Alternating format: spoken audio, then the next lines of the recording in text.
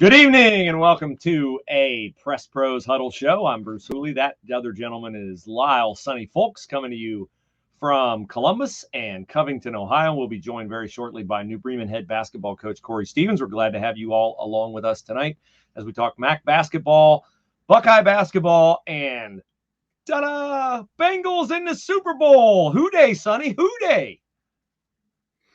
Not me, Day. I was kind of surprised by it. I would say that took a lot of people. Oh, it took a lot of people by storm. See, he expressed his doubt about the Cincinnati Bengals, and the internet gods reached out and plucked him right off of our screen. He's going to have to pedal faster, folks, because tonight, leading up to the show, we have had multiple occasions where Mr. Folks has popped in and popped out, and now he pops back in. And there you were, doubting Joe Burrow and the genius of an organization led by Mike Brown.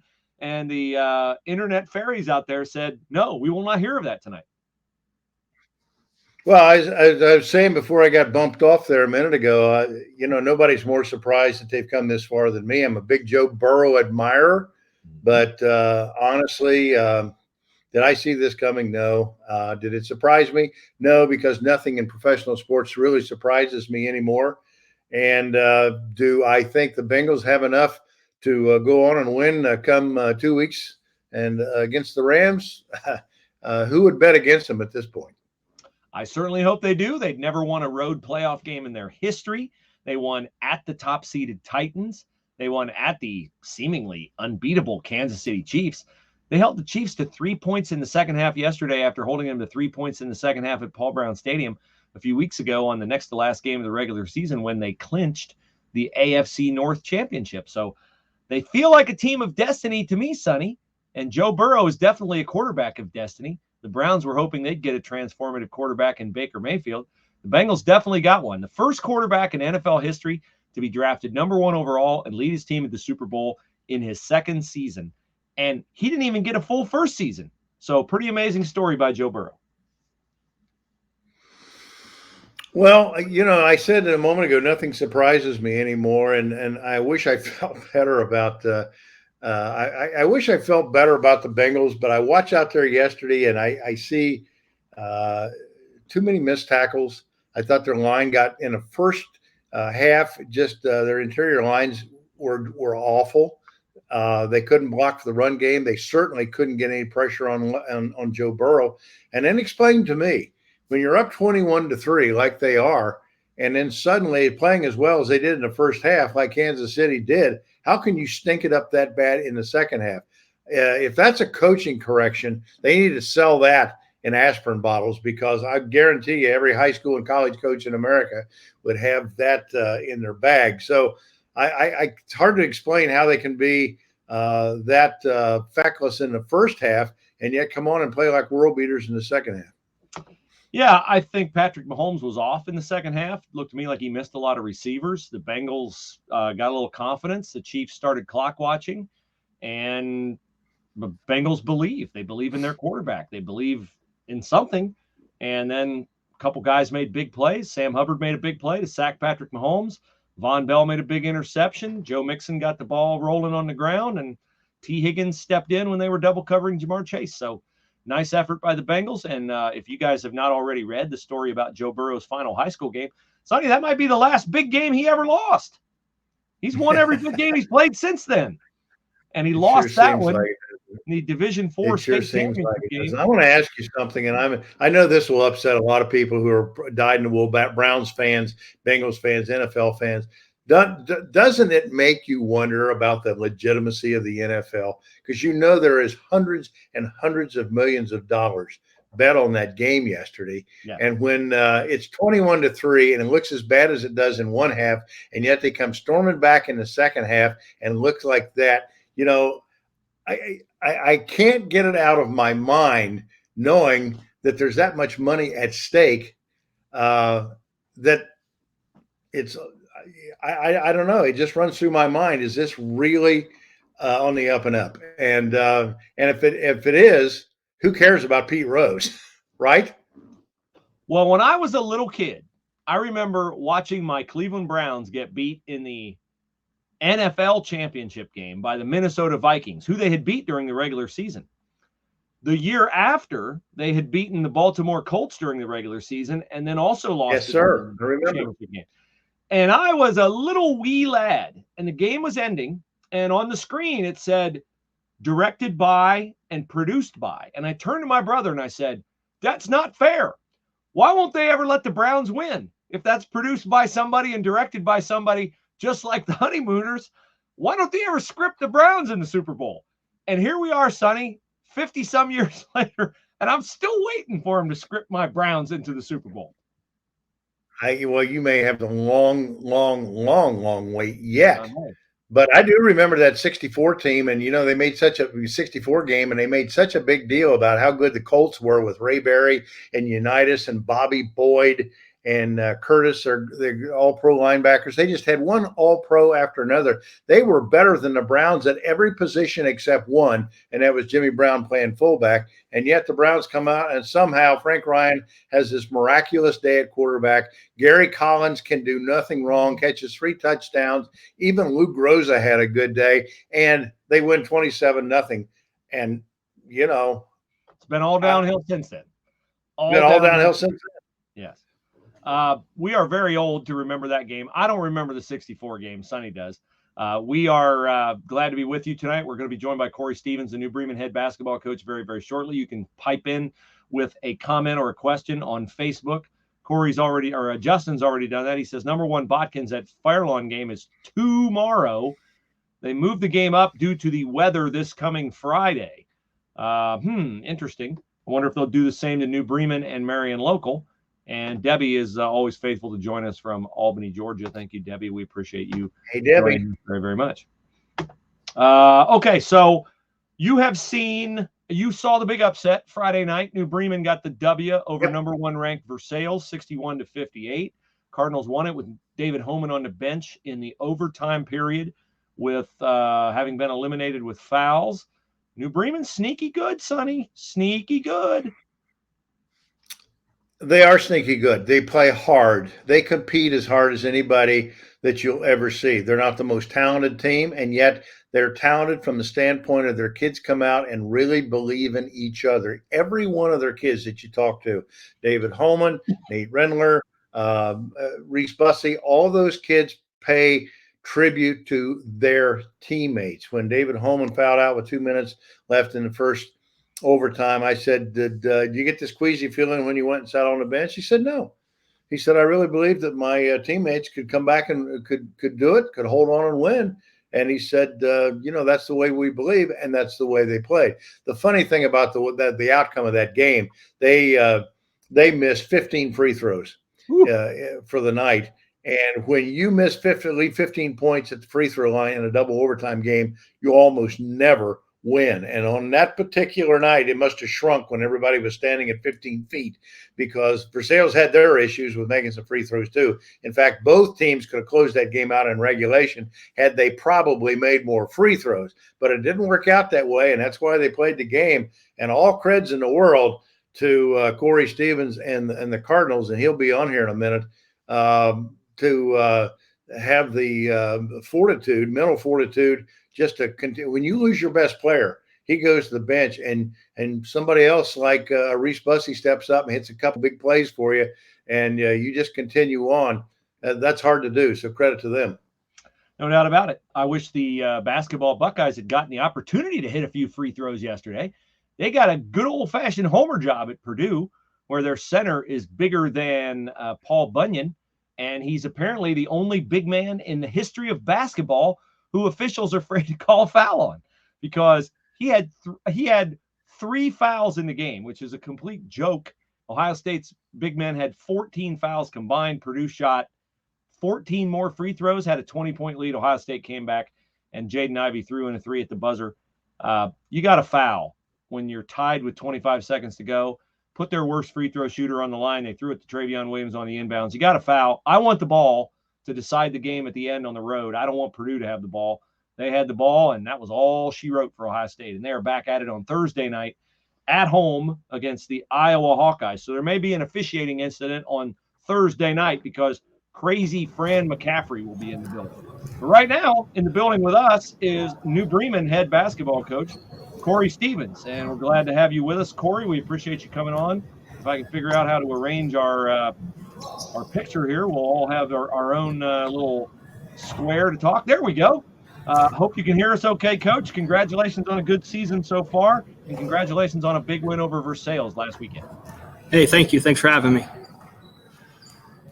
So what's been your secret this year, Coach? I look at your record, and I see you've won games by 3 over Jackson Center, 2 over Delphus, 1 over Russia, and 3 over Versailles. Close games don't seem to bother you. No, we keep grinding after it. The Versailles game, we had a lead early, and then they kind of kept fighting back, and we just threw a run together late, and that's what kind of helped. Same thing with the Versailles game and the Jackson game and the Russia game. Cory, one of the things that I find interesting about your basketball team, you must be the most anonymous 13 or 14-3 team in Ohio this year, because I just said a moment ago, nobody has impressed me more about how hard they play and how hard they compete than what the Cardinals have been this year. And yet you don't get a lot of publicity. You don't get a lot of talk, a lot of creds. You don't hear a lot of people talking about you the way they do Tri-Village and the way they do about Versailles and some of the other teams in the area. And I think that's a great testament to what your kids are made of, just to say, hey, you know what? You can ignore us all you want. We're going to play. Yeah, it just goes back to control what you can control, and we can control our attitude and effort, and that's what we got to do to every night. So we just got to focus on us, and the big picture will take care of itself. Coach, as you look forward to Friday night, you got a big weekend. I mean, Friday night you've got Marion Local on the road, and Saturday you're going to play Hiland, and Hiland is one of the basketball royalty programs in the state of Ohio, and I assume you're getting them somewhere up in Northeast Ohio, the Smithville Showcase. Tell me, first of all, let's talk a little bit about Marion Local. We'll be there, and we'd be there whether it was football or basketball, and sometimes the lines are a little bit blurred, whether it is football or basketball in the MAC. Yeah, I mean, we got a tough one Friday. Coach Guttermiller and his staff, they do a great job of getting their kids prepared, and we got to go there. So that's always a tough place to play. So that's our focus right now, is taking care of Marion and kind of what they present, with their size and their athleticism and skill. I just mentioned a moment ago, and I don't know that I remember a team, and you and I talked about this in your office in the postgame the other night. It isn't very often that you miss 50% of the free throw attempts that you have in a game and win a game in double overtime, which again, it speaks to the fact of how hard you play, in the half court the other night, because there wasn't a whole lot of transition basketball. I mean, that was a slugfest, in the half court. Both teams, tough to get to the rim, hit some big shots, just enough threes to kind of keep each other honest. But yet, and as I said, you could have won that game at the free throw line, but you couldn't and didn't, and yet found a way to win. Yeah, I mean, our kids just kept grinding through it. I mean, we were 4 of 20 from the 3-point line, and that's pretty low compared to what we usually shoot. And we always tell them, if it's in rhythm from the outside, you got to let it fly. And then your outside game, when you start hitting shots, I'll open up the inside game type deal and open up driving lanes. So yeah, they just found a way at the end, to get some stops when we needed to. And I thought we did a good job at when we needed to work for a great shot. We were a little bit more patient on offense and kind of worked from a good shot to a great shot late in the game. And something else, I want to pay a compliment to you and your fan base up there, because Bruce, that was as good an atmosphere and environment for high school basketball as I've seen in years. I suppose your gym seats close to 1,800. It was packed, and those people were wonderful on both sides. Yeah, it was a great environment for the kids. After last year not really having big crowds, it was great to have the fan base back, and there was a lot of excitement, and the energy was in the air from the fans, and that was huge for us too. Cory Stephens, the head coach at New Bremen, is our guest. They are having a really good year, just 3 losses so far. They play Marion Local on Friday and Hiland on Saturday. Cory, take me through a little bit of your basketball influences, maybe where you played in high school, if you played in college. Why did you get into basketball coaching, and What was it that attracted you to the sport? Well, I played growing up. I went to Lima Bath. That's where I graduated from. Played football, basketball, and baseball. Played all of them, growing up from a young age. And then in college, I ended up going to the baseball route.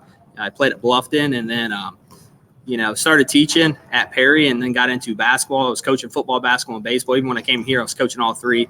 But the thing I really like about basketball is I tell them as I get older, I don't like the weather outside. I mean, I can control my own environment, so I don't have to worry about the rain, snow, or anything like that. And then I like the X's and O's and the scouting that goes into basketball. Now that's a lot more time, but that's what I really enjoy, being able to work with the X's and O's a little bit with them. And then, the skill development, working on, just making shots and worrying about us type deal. The thing that's impressed me about the New Bremen community and so many of the MAC communities, all the MAC communities really, is how you guys share athletes. Some schools share them grudgingly. I don't see any grudging, allowance of one coach having a kid, to do multiple sports. A lot of schools, they frown on that. And you have to deal with the fact that a lot of your really good players are key members of Chris Schmidt's football team and state champions, 2 years ago, and then a really good year this past year, which I'm sure delays you. And I don't know, does it hurt you in your summer program, or have you just come to peace with that and that, hey, this is something I have to do to coach at this school? Well, it helped when I first came to New Bremen. I was on Coach Schmidt's staff, so I have that prior relationship with him. I was on Coach Wells' staff here for baseball as well. And so I've seen the kids in all sports. And then in the weight room, I go to the weight room with the football team because I tell the basketball team, since they're the same kids, I'm going to be there anyways. I go to every football game for them. I ended up filming this past season for Coach Schmidt. So I like seeing them, in their different environments too. And then I tell them, we'll talk basketball once football season's done. That's where their emphasis needs to be. And then with the sharing athletes, we got one of our athletes, he's bowling as well right now. So that was one, I tell him it'll work as long as we communicate. So, he's been communicating really well with me. The bowling coach has communicated well with me. And, it seems to work for everyone. And it lets the kids be kids and lets them play their sports type deal. You mentioned Nick Alleg, who bowls as well as plays guard for you, and was a fine player on the football team, plays baseball. It's very unusual to see somebody anymore that's good in two sports, because it takes quite a bit of commitment and time. But he's good in three and good in four. And, we had a piece on him on Press Pros here about a month ago, and he shared with me all the things he does in the community outside of school. I don't know when Nick Alleg gets a chance to sleep. Yeah, we got a lot of kids like that play multiple sports, that excel in multiple sports. They excel in the classroom as well. And then a lot of our kids, have outside jobs within the community. Maybe it's a day or two a week, but still just that responsibility and that hard work ethic that it takes to, balance everything and to excel in all aspects. Cory, last thing for me. Let me ask you this. Let me ask you this too, Cory. Would you bowl Nick Alleg for your paycheck? Oh, no. Unless I have the bumpers up and he doesn't. But still, even then, I don't know. I always ask him on Saturday mornings or Saturday afternoons when he comes in after the walkthrough or for our walkthrough, hey, how'd you bowl today? And he's raffling off all these numbers, and it sounds good to me. And he's like, oh, it's not that good. I'm like, it's better than what I can do. So I don't know about that. Yeah, sure. Hey, Cory, I cover Ohio State for us, and I know that Chris Holtman's offered Austin Parks, a young man you played against. You lost to St. Mary's 58-57. Give our Ohio State fans who are hopeful that Austin Parks ends up in Columbus, tell us what you think about him. He's not a senior. He's got another year to play, but what do you like about Austin Parks? Well, I'm a Michigan fan, so but no, he's a real nice player, and he's tough to defend. And he from his sophomore year to his junior year, he made a huge stride. I felt like he really got in the weight room and expanded his game a little bit, and he expanded his range a little bit. And like I said, he's an all around. He has nice touch around the rim, and then he's big and physical and strong. So that's hard to guard at times. Well, we appreciate your time tonight, Coach. And Sonny, you got something left for Coach Stephens? I was just going to say, if he decided he wanted to transfer districts into New Bremen, you would probably wouldn't care if he went to Michigan or Ohio State, would you? Well, I tell the kids, because they always ask about my kids. Hey, if Ohio State offered your kid it, would you let him go? Hey, if you can get college paid for, by all means, go wherever, that might be. And that's a good fit for you. Go explore that opportunity. Attaboy. Attaboy. Well, Coach, thanks for your time tonight. Good luck, the rest of the season, and congratulations on that big win last weekend. Hey, thank you. Thanks for having me. You bet. All right, Cory, thank you so much for your time. Head coach, New Bremen High School. The Cardinals are rolling, and they will be a handful for Marion Local at home on Friday night, for Hiland on Saturday night, for anybody that plays them the rest of the year. Sonny, you've seen them. Would you characterize them? I mean, they win the game without David Homan in the lineup because he fouled out. Are they a deep team? Well, I would characterize New Bremen as a team that is one that you wouldn't want to play in the tournament. Again, I say this: Cory Stephens is a very intense competitor, and his team reflects his personality and his preparation and his commitment. You have people, we've shared about people who write into us and say, hey, is it really that necessary to win? And why can't you just let the kids enjoy and play the game just for the fun of playing the game? Well, you don't get that when you play teams like Marion Local or teams like Versailles, teams like New Bremen, Minster. Those teams out of this area over here, they're not wired that way. They come out of the home competing. It doesn't matter what it is. And Cory really, his kids reflect that so well the other night, because when you lose your best player in overtime and you've got to go to a second overtime and you're in foul trouble and both teams are in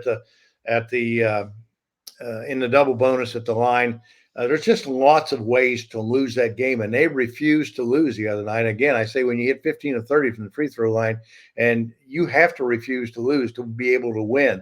And they're 13-3 or 14-3 or whatever the record is. They're a team, I would characterize as I don't want any part of them in the postseason tournament. All right, Mr. Folks, you have at the ready some of our correspondence from our readers. We will share those, and we will take more of your comments on Facebook and online, and then we will bid adieu because I have a birthday party to get to. My middle daughter is sweet 16 tonight, so all right, we're going to keep this one a little bit brief. Okay. Again, as I always say, we really appreciate people who write, and there's just dozens of people every week who write to us and with questions, or why do you do this? Why do you do that? How do you decide what games you're going to go to? And from Judy, who wrote this week, and just in fact today, I think you miss a lot of deserving kids for your Who's Hots page, she says. Apparently, you only get noticed if you're a top scorer in a game or your team wins. Can you explain how you pick the Who's Hot honorees on that page on Press Pros? Well, Judy, I hate to do it on hearsay. It usually is somebody that we see. If Bruce goes to a game and he said, hey, I saw a kid light it up the other night, and he really impressed me with his offense, his defense, his competitive desire, his personality on the court, all these kind of things that make for a great night, like our guy had this week from Versailles, Jaden Litton. Yeah. 14 points the other night in just a desperate struggle to win that game in double overtime against New Bremen. Then he comes right back the next night, and that's got to be a devastating loss because that's their first loss of the year. They're the number one team in Division III in the state of Ohio, and yet he comes right back the next night against another ranked team in Russia and scores 29 and doesn't miss a shot in the entire first half. He scores 16 in the first half, 13 in the second half, and 11 for 11 from the line. That's plenty enough. I didn't see anybody the last 2 or 3 weeks, honestly, that was any hotter or any better and any more deserving of the recognition than what Jaden Litton was. But usually it's going to be somebody we see in person. Do we know we miss people? Yeah, there's somebody out there every night who has a great night that gets unnoticed or doesn't get covered or gets covered in the manner maybe in which they deserve to be. And that's regrettable, but that has happened since Noah docked the ark, and it's going to continue for decades and eons probably. You just don't always get seen on the night when you have your best night, but if you play long enough and keep playing and keep plugging at it, eventually somebody's going to see. And I hope that explains how we pick our Who's Hot's honorees. Randy wrote in and said, caught your show last week when Sonny, that would be me, said the Tip City Red Devils were the best team he's seen. I don't agree with him, but how do they decide which team gets number one ranking in the state and so on? You want to speak to that, Bruce? Well, it's a compilation of sports writers' rankings, and I don't think it's very scientific. It's a lot of hearsay, a lot of, honestly, Botkins benefited from the fact that last season they were the state champions, and Versailles kind of surprised me a little bit because they didn't have a super great year last year. They did win the state football, and they do have a lot of great athletes at that school. They've earned their way up there, but it's a little bit of a program reputation type thing, and then you can also open eyes with wins over teams that are well thought of throughout the state of Ohio or have a legacy name. If New Bremen were to beat Hiland this Saturday night, that you might see New Bremen pop into the rankings after beating Versailles. So I wouldn't say that a team has to be ranked for you to think that they can win a state championship, because let's remember, Versailles was a 4 seed in its region in football. The Tigers were not ranked in the state football poll, and yet they proved the class of their division, and they beat the team in why can't I think of the name? Starts with a K. Kirtland. They beat Kirtland that hadn't lost a game in 4 years. So ultimately, it's decided on the field, and the rankings are just basically to get a little pub, get a little attention on the teams, which isn't a bad thing, but it's not necessarily accurate.